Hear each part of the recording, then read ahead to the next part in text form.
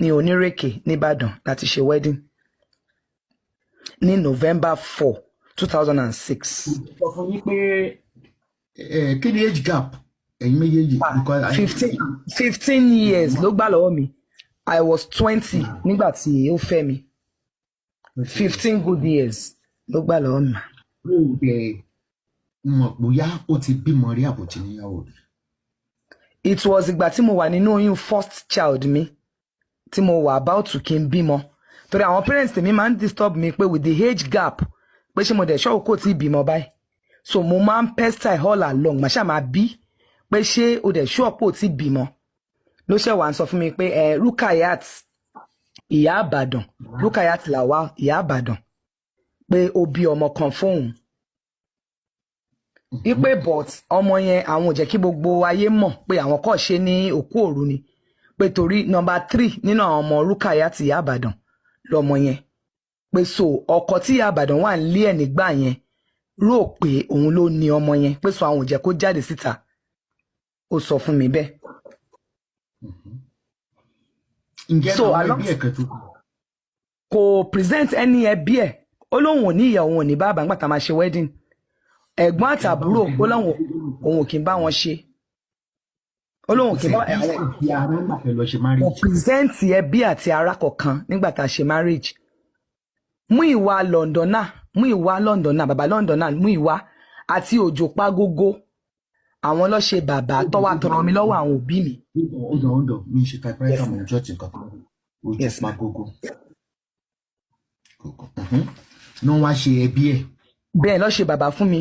One actress mi mọ̀ bóyá ó ṣì ń act mọ́ till now. Bukky Odùbọ́tẹ̀ Bukola Odùbọ́tẹ̀ US lọ bẹ́ẹ̀ sí báyìí. Àwọn ni wọ́n ṣe ìyá ní ọjọ́ ìyàwó mi àti àwọn neighbor ẹ̀ ní ilé tó ń gbé nígbà yẹn. Àwọn ló kó lẹ́yìn wá sí family láti wá sí family house mi ní Ọ̀ṣọ́sàmì ní Ring Road ní ọjọ́ yẹn. But daddy me insist being from a Christian background CAC to be precise àwọn ní school ni mo wà. I was just 20. Mi tí ṣe tán ní school at all. Kí lẹ wí mà? Mo wà ní Federal College of Animal Health and Production Technology More Plantation ní Àpáta ní Ìbàdàn. Ibẹ̀ ni mo ti ń ṣe diploma mi nígbà yẹn national diploma mi. Mo parí national diploma ND ni mo pàdé. Ṣé o mọ̀ pé Akínọlá yìí ní education rárá? Kí ni nǹkan tó mo dààmú pé mo máa ń rí mo dààmú àtẹlérè bẹ́ẹ̀ mo máa ń rí fíìmù.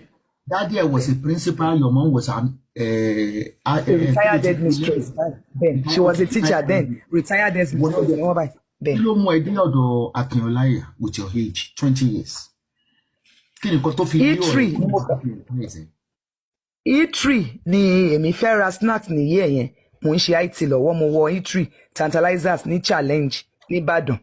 Ni mo bá níbẹ̀ àti bọ̀bọ̀ Shankolo Rashidi ni mo bóyá ó ṣì wà till now. When one very short boy tó act by nìyẹn wá walk up to me pé Akínọlá ní kóun gba phone number mi mo dẹ̀ as obìnrin mo ní ẹni kóun náà fún mi ní phone number so ó lọ jíṣẹ́ fàkì. Akínọlá wà bí 36 years àbí. Bẹ́ẹ̀ ni 35 bẹ́ẹ̀ ni mà. 35 okay. Bẹ́ẹ̀ ni mà. Kásá àti pé o gbé sugar daddy ń gbà yẹn ó kì í mọ̀ ń gbọ́. So na ṣáà fi exchange number. So bó ṣe bẹ̀rẹ̀ sí ní ó bẹ̀rẹ̀ so ó call me on the phone ibo ni mò ń gbé mo ní ó lè wá mi wá sílé torí dáàdi mi the street type being teacher even my mom they were both teachers pé kò lè wá mi wá pé bọ̀ ní pẹ́ resume padà sí school.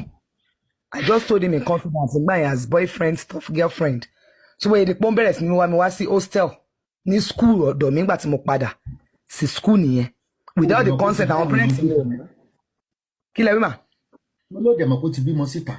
Mi ò mọ̀ àtọ̀ even ìgbà tí mo wà ní oyún yẹn náà tí mo detect ti Rukayat Iyaibadan there was a faithful day náà tó pè mí bẹ́ẹ̀ yẹn ó lọ location ó wá níṣẹ́ mi mọ̀ pé ẹnìkan wá sínú compound ilé ọ̀dọ̀ ẹ̀ tí mo ti move in sígbà yẹn after the marriage mo ní mi mọ̀ ó ní ẹnìkan wá débi pé ẹnìyẹn drop letter kan síbi flower vase níwájú ta pé kí n lọ bóun mú kí n tọ́jú ẹ̀ fóun kóun fi dé so gbàtẹ́mi lọ mú letter yẹn ó di divorce letter.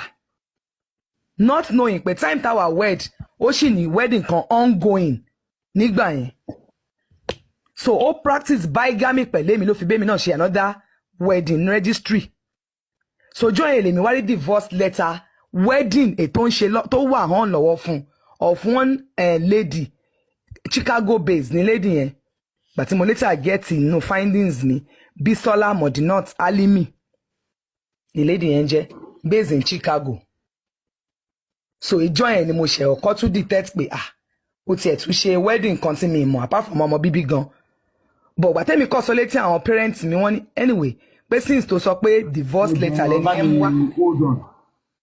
blogger wa wo ló wà ní orí TikTok kó lọ stream mi lórí Facebook bí ẹ máa Àjọkẹ́ bá wà mẹ́mi mẹ́jẹ́ kí n mọ̀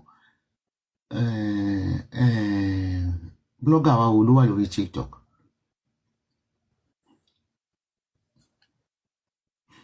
Because man lo extension yẹn láti flag our haters lórí Facebook. Anyway, I'm going to download it on Facebook anyway.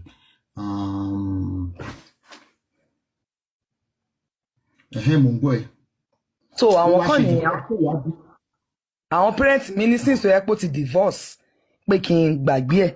Wọ́n dẹ̀ ní ti Rúkà náà pé anyway kí n pé ó ti sọ fún ẹ náà nìyẹn pé kò note but àtìgbà yẹn ló kàn ti yẹ pé at any slight tá bá ti ní misunderstanding kékeré bẹ́ẹ̀ a máa ní ìwọ kọ́ ló là mí lágàn o ìwọ kọ́ ló là mí lágàn òun ní àwọn ọmọ míì gan apart from ọmọ Rúkà eléyìí tóun sọ fún ẹ yẹn so àbúrò ẹ̀ kan tún wá put up sọ́dọ̀ wa ń gbà yẹn last born ìyá ẹ̀ ló pè torí ńgbà tèmi máa padà mọ àwọn family ẹ̀ ìjọ némi àkọ́bí mi ni akọ̀rí páwọn èèyàn kan ń bọ̀ àwọn parents mi wà ń bẹ̀ gbogbo àwọn artist kọ̀ọ̀kan ti wà níta lábẹ́ canopy irú Fúnṣọ́ Adéolú I could remember was there ní abẹ́ canopy yẹn so bí Akin ṣe notice àwọn èrò tó ń bọ̀ lọ́kàn yẹn bàbá kan mú ẹran dání sórí later wọ́n later sọ fún wa pé nílẹ̀ Yorùbá pé ẹran súná ni ẹran tí bàbá yẹn mú dání tó ń mú bọ̀ níjọ́ yẹn bí Akin ṣe site àwọn crowd yẹn lọ́ọ̀kan báyìí bó ṣe ìgò lòmú tó fọ́ mọ́lẹ̀ tó bẹ̀rẹ̀ sí ní pariwo àwọn people yẹn ò gbọ́dọ̀ débí báyìí òun ò fẹ́ rí wọn especially bàbá tó lead wọn tó mú ẹran dání yẹn so my parents were now asking him pé àwọn wo ni. boss. Yes ma. torí àárín ibẹ̀yìn ò fẹ́ yé mi rárá tí mo sọ pé àárín ibẹ̀yìn ò yé mi ní pé kílẹ̀ ń ṣe lọ́wọ́ tí bàbá fi mẹ́ràn wá. némi àkọ́bí mi tẹ́mi bí fún ní 18 years ago. January tí màwọn ò tí mọ ìlú wo gangan ló ti wá. ó claim pé Iléṣà lòun ó lọ́mọ ìsìnkínní Iléṣà lòun. ǹjẹ́ wọ̀ ẹ́ bá sọ fún pé kó mọ ẹ lọ ilé kó lọ wò. ó lóun kì í bá wọn ṣe ó nígbà tí bàbá àti ìyá òun ti kú ó ní fún bàbá òun àti ìyá òun ò jọ gbé dápà pé separated home lòun ti wá pé ìyá òun ló dá àwọn tọ́. ìgbà yẹn gan máa ń ṣépè fún bàbá ẹ̀ pé òun tẹ̀ fẹ́ rántí nǹkan tó ní ṣe pẹ̀lú bàbá òun pé òun ò ní bàbá gidi rá pé ìyá òun